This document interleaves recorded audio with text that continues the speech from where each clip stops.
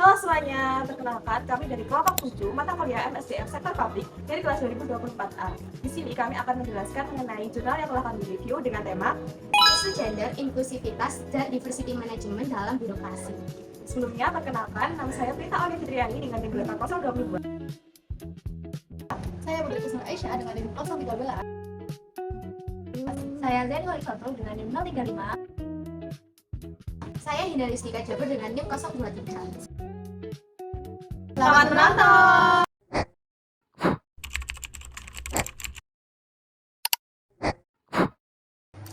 Kesetaraan gender dan inklusivitas merupakan elemen penting dalam pengelolaan SDM sektor publik.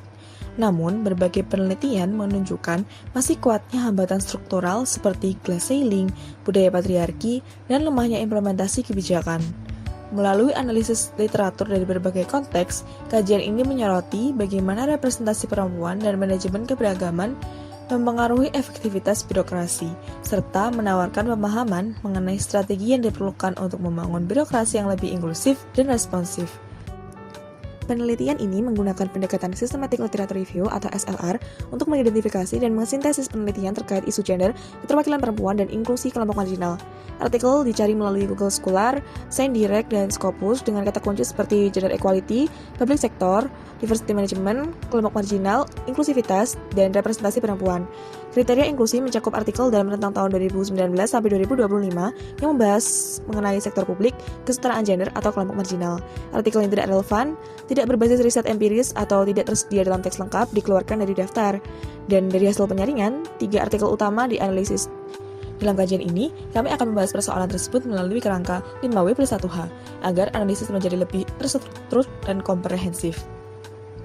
Adapun artikel utama yang kami review berjudul Keterwakilan Perempuan di Birokrasi, Fenomena Glass Ceiling pada Kementerian Republik Indonesia, yang akan menjadi dasar pembahasan mengenai isu gender dan inklusivitas dalam birokrasi sektor publik.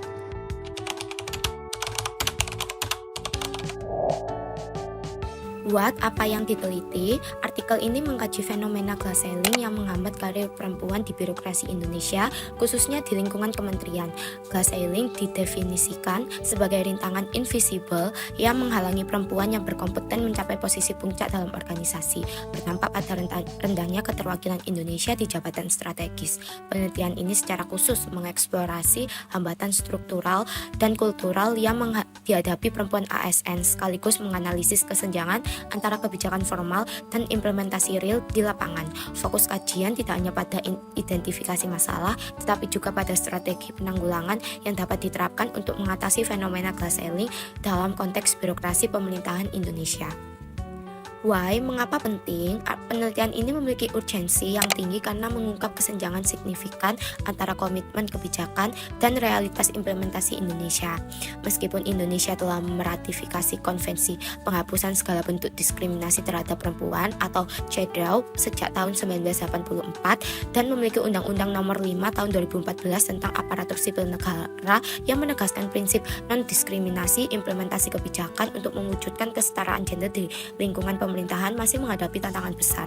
Data menunjukkan disparitas yang mengkhawatirkan di mana meskipun 51,5% pegawai sektor publik adalah perempuan pada tahun 2019, keterwakilan mereka di posisi strategis sangat rendah dengan hanya 18% di eselon 1, 13% di eselon 2, 24% di eselon 3, dan 38% di eselon 4. Angka-angka ini masih jauh dari target 30% keterwakilan perempuan di posisi strategis sebagaimana diamanatkan dalam Instruksi Presiden Nomor 9 Tahun 2000 menunjukkan bahwa masalah glass ceiling bukan sekedar isu teoritis tetapi tantangan praktis yang membutuhkan perhatian serius. Siapa yang terlibat? Subjek utama penelitian adalah perempuan yang bekerja di Kementerian Republik Indonesia dalam berbagai tingkat jabatan struktural. Lokasi penelitian terbatas pada birokrasi pemerintahan Indonesia dengan fokus pada struktur eselon yang ada di kementerian-kementerian, memberikan gambaran spesifik tentang kondisi keterwakilan perempuan di sektor publik Indonesia. Penelitian ini dilakukan pada tahun 2024 dengan menggunakan data dan literatur terkini. Meskipun penelitian dilakukan di tahun 2024, artikel menggunakan berbagai data historis untuk memberikan konteks termasuk rujukan pada ratifikasi CEDAW tahun 1984. Instruksi Presiden Nomor 9 Tahun 2000, dan Data Keterwakilan Perempuan di Sektor Publik tahun 2019. Penelitian ini juga menempatkan analisisnya dalam konteks era kepemimpinan Jokowi, di mana terdapat 9 menteri perempuan, memberikan perspektif temporal yang menunjukkan bahwa meskipun ada kemajuan simbolis, tantangan struktural masih tetap ada. Dan untuk temuan utamanya dari penelitian ini adalah mengidentifikasi 3 penyebab utama glass ceiling di birokrasi Indonesia.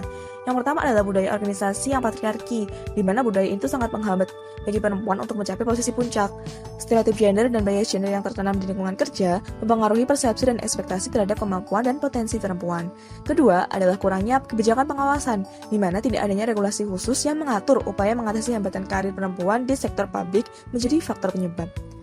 Ditemukan bahwa kurangnya kesadaran dan pemahaman tentang pentingnya kesetaraan gender di kalangan para pembuat kebijakan dan pimpinan di lingkungan pemerintahan sangat memperburuk situasi. Ketiga adalah beban ganda, di mana perempuan di lingkungan pemerintahan seringkali menghadapi hambatan dalam mengembangkan karir karena harus mengelola pekerjaan dan tanggung jawab domestik atau rumah tangga secara bersamaan. Lalu, dari sisi strategis penanggulangan, penelitian menemukan 3 pendekatan utama. Yakni pertama adalah pemberdayaan perempuan melalui pemberian peluang kerja yang seimbang tanpa memandang gender dan program pemberdayaan khusus seperti komunitas Sri Kandi BUMN yang berfungsi untuk meningkatkan pemberdayaan perempuan di Kementerian BUMN. Pelatihan dan peningkatan kapasitas melalui program peningkatan skill kepada karyawan perempuan agar bisa bersaing dengan karyawan lainnya seperti program KPPPA dengan Women's World Banking yang menggelar pelatihan berisi motivasi, inspirasi, dan strategi manajemen yang efektif. Selain isu perempuan, literatur juga menunjukkan bahwa birokrasi menghadapi tantangan besar dalam melibatkan kelompok marginal, terutama penyandang disabilitas. Salah satu artikel yang dianalisis membahas keterlibatan penyandang disabilitas sebagai ASN. Penelitian menunjukkan bahwa meskipun pemerintah sudah mengatur kuota minimal 2% pegawai disabilitas, namun implementasinya masih jauh dari target. Kelompok disabilitas menghadapi tantangan struktural seperti aksesibilitas fasilitas yang belum memadai, rendahnya literasi digital, keterbatasan pelatihan, serta minimnya adaptasi lingkungan kerja. Hal ini memperlihatkan bahwa persoalan inklusivitas di sektor publik bukan hanya dialami perempuan, tetapi juga merupakan kelompok minoritas yang sering berada di posisi rentan. Perbandingan dengan artikel lain, dalam artikel Gender Diversity, Inclusive Innovation and Film Performance, peneliti menemukan bahwa keberagaman gender dalam manajemen dan dewan direksi memiliki pengaruh positif terhadap inovasi inklusif dan peningkatan kinerja perusahaan manufaktur di Eropa. Dengan menggunakan metode kuantitatif dan analisis GAA terhadap data perusahaan tahun 2008 sampai 2017, artikel tersebut menunjukkan bahwa kehadiran minimal 1 perempuan dalam struktur kepemimpinan sudah mampu mengarahkan organisasi pada inovasi yang lebih peka terhadap kelompok rentan. Temuan ini memperlihatkan kontras menarik dengan artikel utama yang menunjukkan rendahnya keterwakilan perempuan di eselon tinggi birokrasi Indonesia sebesar 13-18%. Sementara birokrasi masih berjuang melampaui hambatan budaya patriarki dan bias struktural, penelitian tersebut justru menegaskan bahwa representasi perempuan dapat menjadi motor peningkatan efektivitas organisasi. Sementara itu, artikel menuju birokrasi inklusif, implementasi kebijakan kesetaraan gender di sektor publik memberikan gambaran lebih luas mengenai tantangan implementasi kebijakan pengaruh utamaan gender, PUG, dan anggaran responsif gender ARG di tingkat pusat dan daerah. Dengan pendekatan kualitatif, studi literatur, artikel ini menemukan bahwa hambatan implementasi banyak dipengaruhi oleh budaya organisasi patriarki, lemahnya mekanisme pengawasan, serta belum optimalnya program penguatan kapasitas seperti pelatihan kepemimpinan dan mentoring. Temuan ini sejalan dengan artikel utama yang juga mengidentifikasi patriarki, kurangnya pengawasan, serta beban ganda sebagai faktor penghambat karir perempuan ASN. Perbedaan penting terletak pada ruang lingkupnya.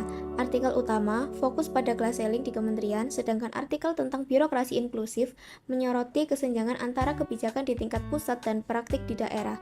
Misalnya, melalui kasus evaluasi PUG di Pekanbaru yang menunjukkan lemahnya koordinasi dan resistensi normatif, kedua artikel sama-sama menegaskan perlunya komitmen pemerintah dan role model kepemimpinan perempuan. Namun, artikel birokrasi inklusif menambahkan pentingnya reformasi sistematik melalui penguatan pengawasan dan kelembagaan gender. dengan artikel lain. Secara keseluruhan, kedua artikel pembanding memberikan perspektif yang melengkapi. Satu membuktikan bahwa keberagaman gender membawa keuntungan nyata berupa peningkatan inovasi dan kinerja organisasi. Sementara yang lain memperlihatkan bahwa perubahan kebijakan di sektor publik membutuhkan komitmen lintas level serta dukungan kelembagaan yang kuat.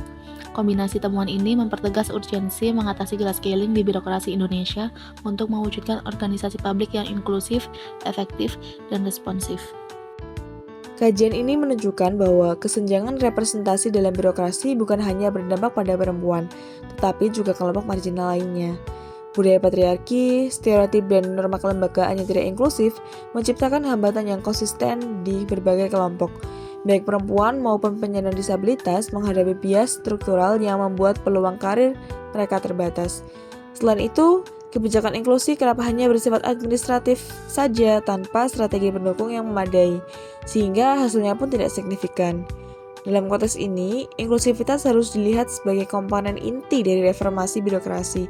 Ketika kelompok perempuan dan marginal diberikan akses yang setara, birokrasi akan lebih responsif, representatif, dan mampu menghasilkan kebijakan yang lebih adil bagi seluruh masyarakat.